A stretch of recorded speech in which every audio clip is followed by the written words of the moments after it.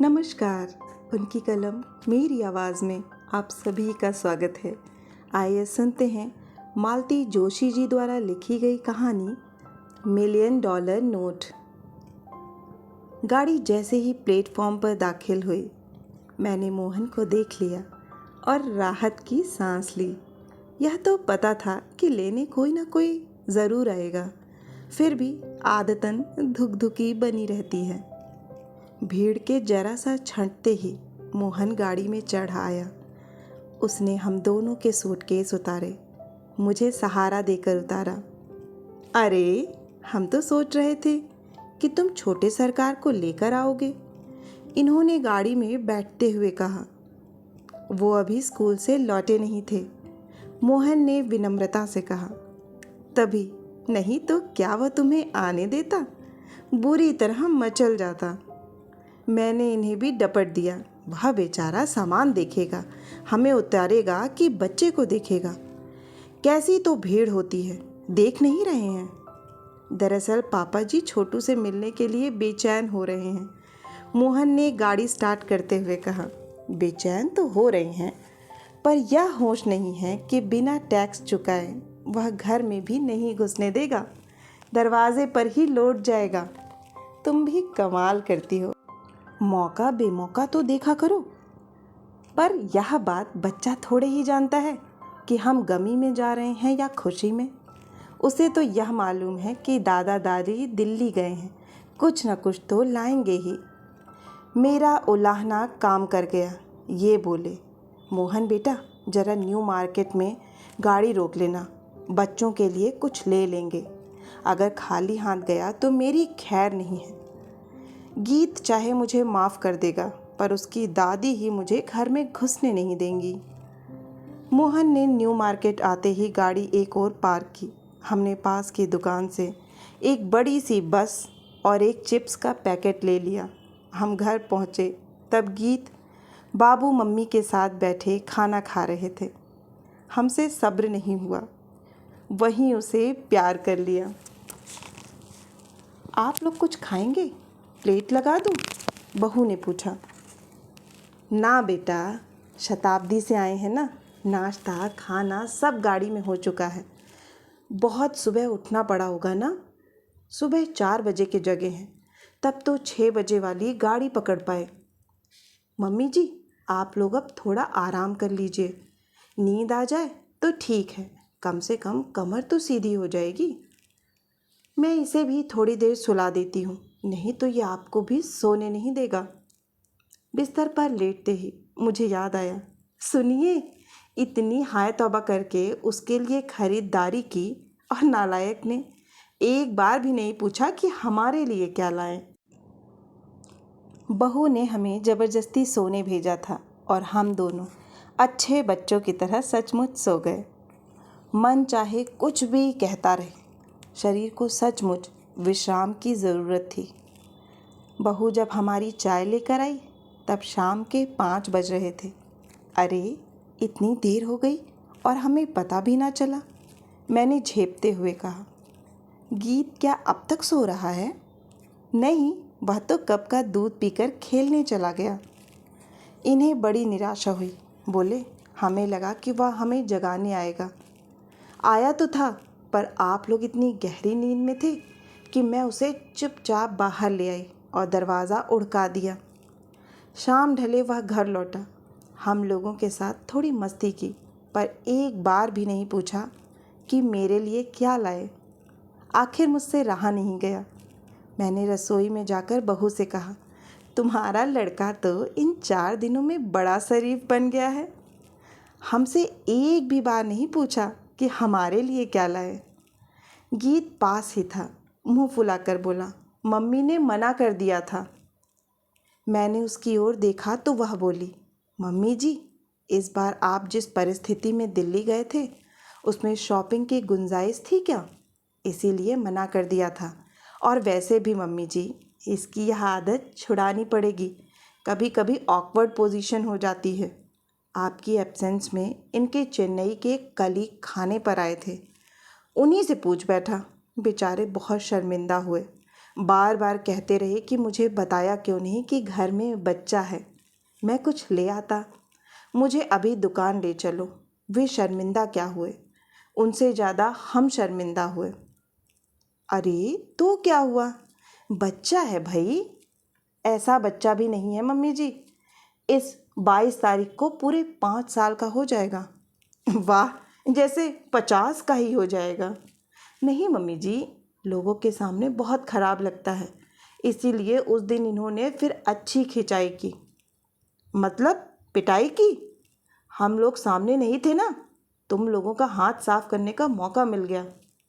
यह कहते हुए मैंने बच्चे को ऐसे चिपटा लिया जैसे अभी अभी पिटा हो।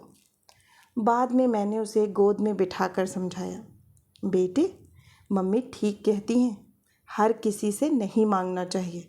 लोग हंसते हैं, कहते हैं लड़का मांगता है, सिर्फ अपने लोगों से मांगना चाहिए। अपने मतलब? अपने मतलब जैसे बड़े पापा हैं, बड़ी मम्मी हैं, तेरे अन्नू मामा हैं, आरती मौसी हैं, निधि बुआ हैं और मिन्नी बुआ। उसने मेरी एक दूर की भतीजी का नाम लिया। नहीं बेटे, मिन्नी बुआ से नहीं। क्यों? वह भी तो बुआ हैं, पर वह जरा दूर की बुआ हैं। दूर की कहाँ, वह तो पास में रहती हैं, भोपाल में। दूर की तो निधि बुआ हैं, दिल्ली में रहती हैं। संयोग से 2-3 दिन बाद ही मिन्नी आ गई। वह दूर कोहे फिज़ा में रहती है, इसलिए जब भी इधर आती है तो मिलकर ही जाती है। थोड़ी गपशप के बाद बहू चाय बनाने चली गई। गीत पूरे वक्त अपने रंगीन ब्लॉक्स से घर बनाता रहा। बीच बीच में कनखियों से बुआ को देखता भी रहा। आखिर मिन्नी से रहा नहीं गया, बोली, शैतान लगातार टुकुर टुकुर देख रहा है, बुआ से बात नहीं करेगा? उसने फुसफुसा कर पूछा, कुछ लाई हो? लाई तो हूँ, पर यहाँ आओगे तभी मिलेगा। मिन्नी ने अपने पर्स से एक बड़ी सी कैडबरी निकाली। गीत फौरन दौड़कर उससे लिपट गया। तभी बहू चाय लेकर आई। लड़का बेचारा सहम गया। बोला, बुआ तुमने अपने से दी है ना? मैंने मांगी तो नहीं थी ना? हाँ, मैंने अपने से दी है, पर मांगते तो और अच्छा लगता, आखिर बुआ हो तुम्हारी। पर तुम तो दूर की बुआ हो ना। मुझे काटो तो खून नहीं। मिन्नी का चेहरा भी कैसा तो हो गया। यह लड़का भी गजब करता है। कहते हुए मैंने बहू की ओर देखा। उसने फौरन बात को संभालते हुए कहा, यह लड़का तो एकदम बॉडम है दीदी। उस दिन मम्मी पापा जी दिल्ली से लौटे थे ना, निधि दीदी की तेरही में गए थे। बहुत थके हुए थे और यह आपके यहाँ जाने की जिद पकड़ गया। मम्मी जी बोली, बेटा मिन्नी बुआ का घर बहुत दूर है। तो बोला, दूर तो निधि बुआ का घर है, दिल्ली में। मिन्नी बुआ का तो घर पास में है। He is simply impossible. Minni के चेहरे से ऐसा नहीं लगा कि वह इस सफाई से आश्वस्त हुई हो। उधर गीत महाराज के होंठ भी कुछ कहने के लिए फड़फड़ा रहे थे, तो बहू ने बात का रुख ही बदल दिया। हाय दीदी, आपका पर्स कितना प्यारा है, भोपाल का तो नहीं लगता? पिछले महीने बम्बई गई थी, वहीं से लाई हूँ। वही तो, अलग ही लग रहा है। मेरी तो नीयत डोल रही है। अरे तो नीयत खराब करने की क्या ज़रूरत है, ऐसे ही ले लेना। दीदी मैं बहुत लालची हूँ, 2 बार कहेगी तो सचमुच ले लूँगी। मुझे डरा रही है। चल, ये पर्स तुझे दिया। और सचमुच मिन्नी ने पर्स नेहा को पकड़ा दिया। उसने नाटकीय ढंग से ननद के पांव छू लिए। अब यह पर्स मेरा हो गया ना, सामान के साथ। हाँ, बस मेरी चाबियाँ और ड्राइविंग लाइसेंस दे दे, बाकी सब तेरा। और इस लड़की को मैं दूर की बुआ बता रही थी। मुझे अपने पर ही शर्म हो आई। नेहा को भी शर्म आ रही थी कि जरा सी बात को ढांकने के लिए उसने दीदी को कितनी बड़ी चपत दे दी। गीत की सालगिरह का दिन था। समधी जी को गुजरे अभी 1.25 महीने भी नहीं हुए थे, सो हमने हमेशा की तरह धूमधाम नहीं की। बस मोहल्ले के बच्चों को बुला लिया था। शाम को सारी तैयारी हो चुकी थी। केक भी तैयार था। बस गीत के दादाजी का इंतज़ार था। वे समय से आए तो, पर एक मेहमान के साथ। घर में चहल पहल देखकर मेहमान बोले, बड़ी रौनक है घर में, कोई फंक्शन है क्या? आज हमारे राजकुमार की सालगिरह है। अरे वाह, तब तो मैं बड़े मौके से आया हूँ। हाँ, आज गीत को दो दो दादाजी लोगों का आशीर्वाद मिलेगा। खैर, समय पर केक काटा गया। फिर उसने हम सब के पैर छूकर आशीर्वाद लिया। जैसे ही उसने अतिथि महोदय के पैर छुए, उन्होंने 100 का एक नोट उसे पकड़ा दिया। हम लोग तो संकोच से भर उठे। भाई साहब, ये क्या कर रहे हैं?